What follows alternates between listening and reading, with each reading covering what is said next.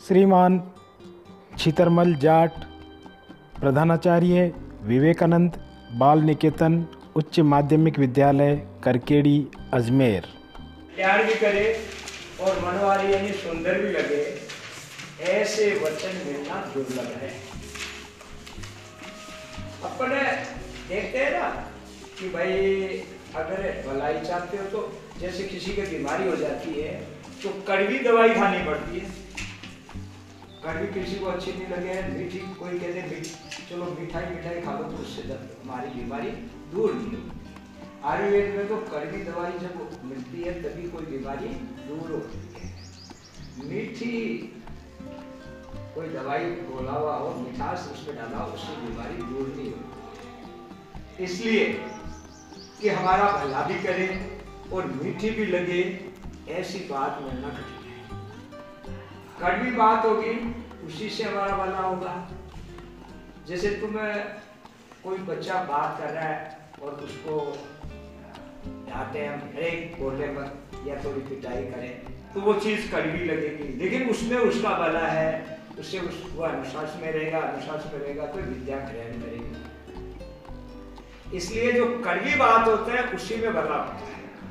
तो कड़वी जो मीठी भी लगे और भला भी करे, ऐसे वचन मिलना कठिन है।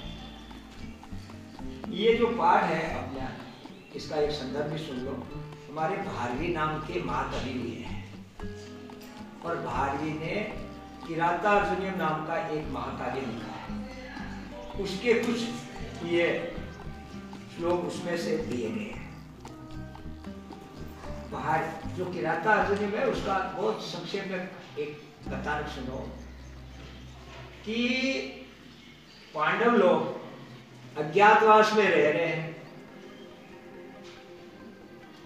अज्ञातवास में जब रह रहे हैं उसी समय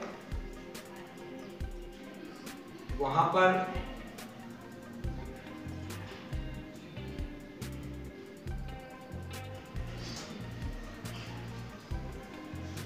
युधिष्ठिर ने एक अपने वनेचर को, जंगल में रहने वाले किरात को ब्रह्मचारी का वेश धारण करवा करके दुर्योधन राज कैसा चला रहा है ये जानने के लिए हस्तिनापुर भेजा और देश बदल लिया। इसलिए पूरी वास्तविकता का पता लगा लिया, सारी बातें जान करके वापस द्वैतवन में आ गया और उसने आकर के कहा कि महाराज दुर्योधन ने राज्य जुए के बहाने से जीता था, न्याय से नहीं जीता, लेकिन अब दुनिया का दिल जीतना चाहता है। इसलिए वह अपने सारे अवगुणों को छोड़ करके ईमानदारी से, आदर से रहित होकर के बहुत बढ़िया राज्य चला है। अब जनता भी थोड़ी उसको चाहने लग गई है। इस बात को जब सुना द्रौपदी ने तो द्रौपदी ने युधिष्ठिर को फटकारा कि तुम तो शांति कर रहे हो और उधर युधिष्ठिर आगे बढ़ता जा रहा है। तुम कहते हो कि हम तो संधि के नियमों के अनुसार रहेंगे, और दुश्मन नियमों के अनुसार रह ही नहीं रहा है, इसलिए तुम संधि को तोड़ो और अभी युद्ध करो। भीम ने भी उसी बात का समर्थन किया, द्रौपदी की बात का। उसी समय वहां पर व्यास जी आ गए और व्यास जी ने कहा कि जो बात द्रौपदी कह रही है वो बात बिल्कुल सत्य है, लेकिन इस समय हम उस पर युद्ध करें हमारे समय अनुकूल नहीं है।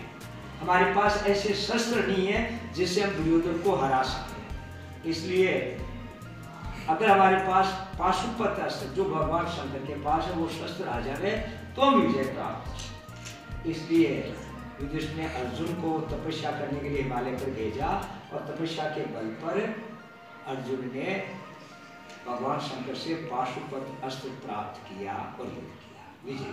ये पूरे किरातार्जुनीयम का कथानक है। अपने यहाँ पे श्लोक कहां से लिया है कि वो जो किरात था वो दुर्योधन की सारी राज व्यवस्था को जान करके द्वैतवन में आ गया और अब समाचार सुना रहा है इसको, युधिष्ठिर को। और वहां पर उसके दूसरे भाई भी बैठे हैं और द्रौपदी भी बैठी है, वो सुन रही है। क्या पहला श्लोक देखो, क्रियासु युक्त इंद्रपचार चक्षुषो न वंचनीया प्रभो अनुजीवी भी। अतोरसी क्षंतुम साधु साधुआ हितम मनोहारी च दुर्लभम वचः। आते एक क्षमा मांगता है, रात आते कि मैं आपका नौकर हूं और आपने मुझे कोई काम सौंपा, आपने ये काम सौंपा कि दुर्योधन कैसा राज्य चला रहा है, जनता उसको कितनी चाहती है, वास्तविकता का पता लगा करके आओ। और राजा अपने राज्य की सारे समाचारों को जानता है। किस माध्यम से जानता है? गुप्तचरों के माध्यम से।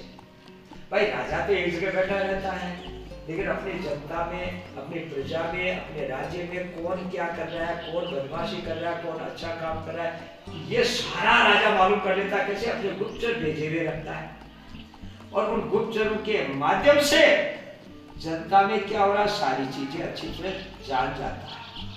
इसलिए राजा को कहा है गुप्तचर रूपी आंखों वाला। भाई सामने क्या चीज हो रही है हम आंखों से देखते हैं। राजा राज्य में क्या हो रहा है अपनी स्वयं की आंखों से तो नहीं देखता, लेकिन गुप्तचर के माध्यम से देखता है। इसलिए इसको राजा का एक पर्यायवाची हो गया, चार चक्षुष है। चार यानी गुप्तचर ही है, आंखें जिसकी, चार बहुव्रीहि समास। चार है एव चक्षुष है, यस्य गुप्तचरी जिसकी आंखें है, ऐसा राजा गुप्तचरों के माध्यम से जनता के क्रियाकलाप को देखता है। इसलिए उस नौकर का भी एक फर्ज है कि जैसी बात है वैसी आके कह दे। कई नौकर ऐसे होते हैं कि राजा को खुश करने के लिए, उसकी चापलूसी करने के लिए मीठी मीठी बातें कहते हैं। मीठी कहेंगे तो झूठ भी कहनी पड़ेगी। क्यों भाई? वास्तविकता के अंदर तो कोई बात राजा के विरुद्ध भी हो सकती है, अनुकूल भी हो सकती है। तो अनुकूल तो कहेगा, जो विरुद्ध है वो नहीं कहेगा। तो इसका मतलब विरुद्ध नहीं कहेगा तो झूठ बोल गए। इसलिए पहले क्षमा मांग रहा है कि राजा लोग गुप्तचर के माध्यम से राज्य की पूरी क्रियाओं को देखते हैं। इसलिए गुप्तचरों को राजा को ठगना नहीं चाहिए, यानी उसको सही सही बात कह देनी चाहिए। और मैं जब सही सही बात कहूंगा तो कोई बातें कड़वी होगी। इसलिए हे महाराज पहले मैं क्षमा मांग लेता हूँ, आप कड़वी बात करो उसको क्षमा करना। क्यों? कि दुनिया के अंदर मीठी भी बात हो और सच्ची भी हो, ये मिलना तो बड़ा कठिन है। कल्याण भी करे और मीठी भी लगे, ऐसे वचन मिलना कठिन है। तो कल्याण करने वाली बात तो कड़वी होगी। तो देखो, क्रियासु किसी काम में युक्त ही लगाए गए, किसी काम में लगाए गए अनुजीवी भी नौकरों के द्वारा, ये अन्वय की तरह में पहरा। अन्वय क्या होता है तुम्हारे तो नहीं आता है, आगे 10वीं में शुरू हो जाएगा। हिंदी में हम कैसे बोलते हैं, ये अन्वय है। तो ये कह रहा है हे राजन, क्रिया में लगाए गए नौकरों के द्वारा, तो अनुजीवी भी नौकरों के द्वारा, इसका विशेषण है युक्त ही। कैसे मालूम पड़ता है विशेषण का? ये भी तुम्हारे आता है विशेषण कौन सा? विशेषण 10वीं में तो आता है। विशेषण और विशेषण में दोनों में विभक्ति एक ही होती है, बस ये छाटने का तरीका यही है। अनुजीवी भी में तृतीया का बहुवचन है, युक्त ही में भी तृतीया का बहुवचन है, इसलिए युक्त ही विशेषण है। नौकर कैसे? जो किसी काम को जानने में लगाए गए हैं। क्रियासु युक्त ही अनुजीवी भी, किसी काम को करने में लगाए गए नौकरों के द्वारा।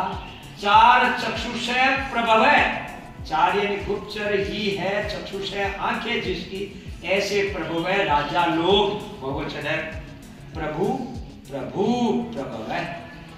भानु के रूप याद किए होंगे ना, भानु भानु भानव है। वैसे प्रभु यानी राजा, द्विवचन होगा बड़ा प्रभु और बहुवचन होगा प्रभव है राजा लोग। तो गुप्तचर के रूपी आंखों से देखने वाले राजा लोग नैवंचनीय, ठगे नहीं जाने चाहिए।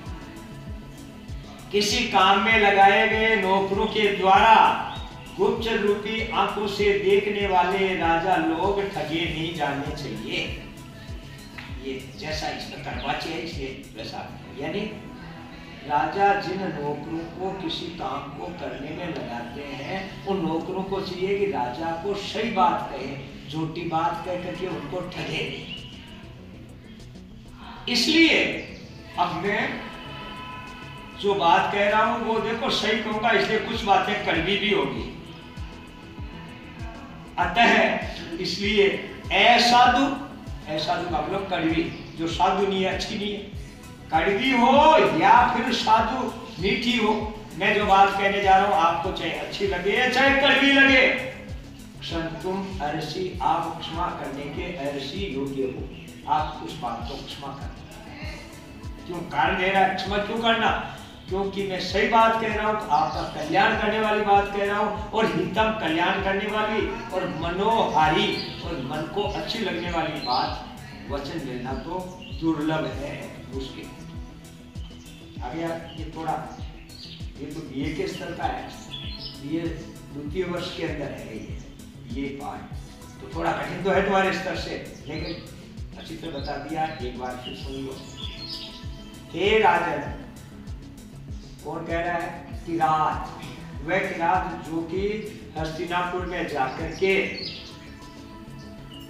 दुर्योधन कैसा राज्य चल रहा है वो सारी बातें जान करके आ गया, और राजा से पहले प्रस्तावना रूप में नम्र निवेदन कर रहा कि राजन,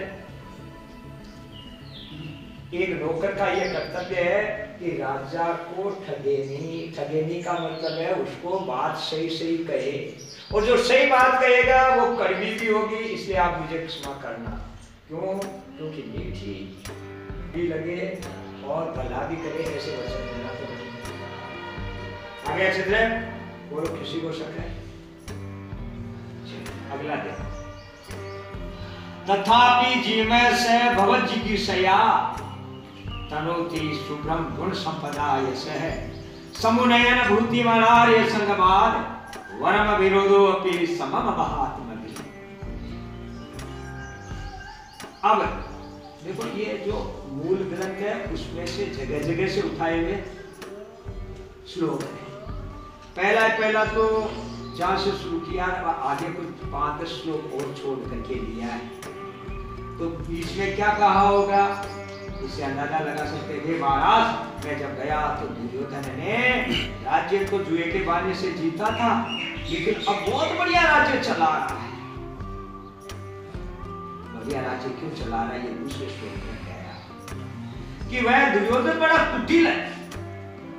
कुटिल का मतलब दिल में तो खराब है, दिल में साफ नहीं, लेकिन बात से बड़ा मीठा है। और अब क्या कर रहा है, उसने कई वर्ष हो गए राज्य चलाते हुए, लेकिन जनता अब भी आपको याद कर रही है क्योंकि आप में गुण है। इसलिए अब वो दुर्योधन अपने गुण रूपी संपत्ति के द्वारा आपको जीत लेना चाहता है, यानी अपने अंदर अच्छे अच्छे गुणों का विकास कर रहा है। यानी दान भी खूब दे रहा है, सबसे बढ़िया मीठा बोलता है, कोई दुखी है तो उसकी सहायता करता है, और निकल में कोई चोर आदि है तो उनको दंड भी देता है। तो इन गुणों के द्वारा आपको जीत लेना चाहता है, यानी जनता जो आपको याद करती है वो चाहता है कि ये कहने लग जाओ, अरे युधिष्ठिर से तो दुर्योधन अच्छा है। इसलिए मन में बड़ा कुटिल होते हुए भी वह आपको जीत लेने की इच्छा से अपनी गुण संपत्ति, गुण रूपी संपत्ति के द्वारा चारों ओर अपने सुंदर यश को फैलाना। अच्छे अच्छे गुण अपने अंदर अपना लिए। अच्छे गुण गाएंगे, दया करने के और निकम्मों के प्रति क्रोध करने के, दंड देने के, जिसको आवश्यकता है उसको दान देना, सहायता करना। इन गुणों के द्वारा, इन गुण रूपी संपत्ति के द्वारा अपने यश को चारों ओर फैलाना। एक बात भी सही है, बहुत ही गंभीर बात है। इसके लिए भारवीर ने लिखा नहीं, इसके लिए एक बड़ी सुंदर सूक्ति है। उसका अर्थ है कि भारवी की सूक्तियां नारिकेल के समान है, नारियल के समान है। जो कमजोर है नारियल का कुछ नहीं करेगा, नहीं किस काम का, नारियल किसको दे दे ले, किसी काम का नहीं। और मजबूत जिसकी बूट है कि करण जैसा है, बूट की ठोकते नारियल फूट गया, अंदर से चट के खाई, बढ़िया। वैसे इसका जो कार्य है हर एक के समझ में पल्ले नहीं पड़ता है। लेकिन जो अर्थ समझता है उसको आनंद आता है। जैसे नारियल को फोड़ने के बाद में चित्र खाने का आनंद अलग ही हो जाता है, बड़ा आनंद आता है। उसी प्रकार जो इसके अर्थ को समझ लेता है उसको तो आनंद ही आनंद आता है। तो इसमें सुक्तियां ही सुक्तियां हैं। ये बात बीच में इसलिए कही, वास्तव में बहुत ही सुंदर पाठ है लेकिन कठिन भी है।